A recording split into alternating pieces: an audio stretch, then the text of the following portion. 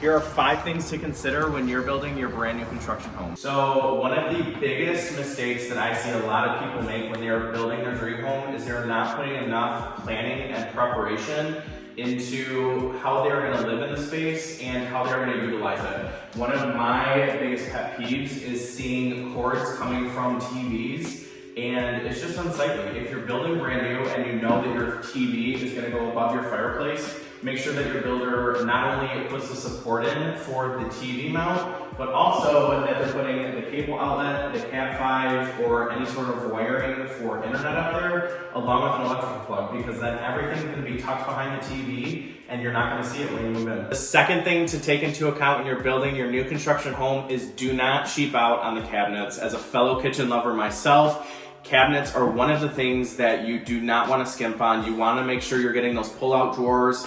You want to make sure that you're putting the crown molding on there just to give it a classy look.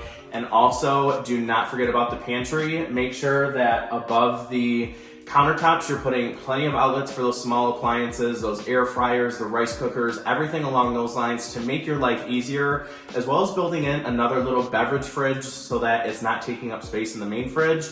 And you can even hide the microwave in here so that you can put in a gorgeous vent hood to where you're making a statement in your kitchen and hiding everything else that you're not using day to day. Put the space where the space matters. We are in the mudroom, we're coming right in from the garage.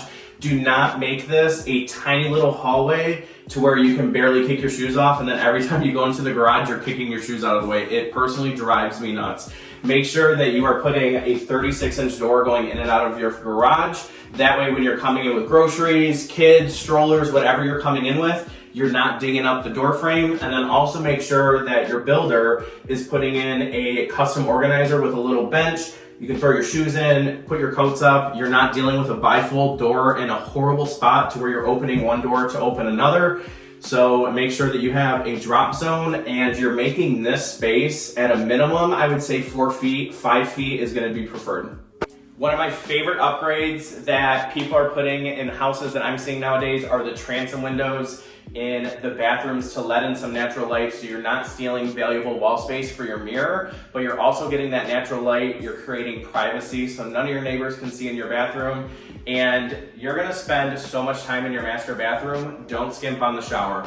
Make sure it is the perfect size, you have space to move around, and if you do glass, make sure that it's frameless in the center to make it easier to clean, and that you have plenty of countertop space for all the stuff that you're going to be using on a daily basis.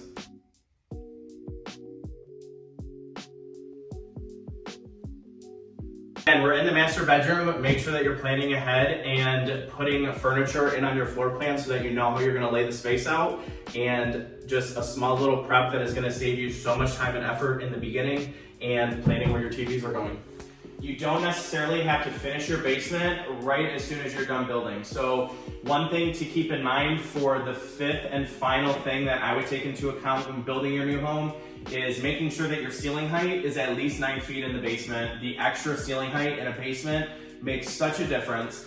And also plan for the future, because it's gonna be so much cheaper to finish this basement if you planned it accordingly right when you were building. So you can go ahead and plan for a future bathroom and have your builder put in the plumbing for the bathroom, because that's gonna save you thousands of dollars when you go to finish this basement in the future. Another thing to keep into account is how you're gonna use this space and keeping your mechanicals tucked in one corner. So you can see that the furnace, the water heater, the sump pump, and all of the other mechanicals are tucked in this corner, so where you can make that a storage mechanical room and you have everything else wide open for future living space. Do not go into new construction unrepresented. An agent is going to make sure that your blue tape walkthrough goes amazing and that the builder is doing what they promised. So if you have any questions on new construction, you can trust the son of a retired builder himself. We would love to help you in your new construction journey here in Southeastern Michigan. Phone number is 517-304-3706.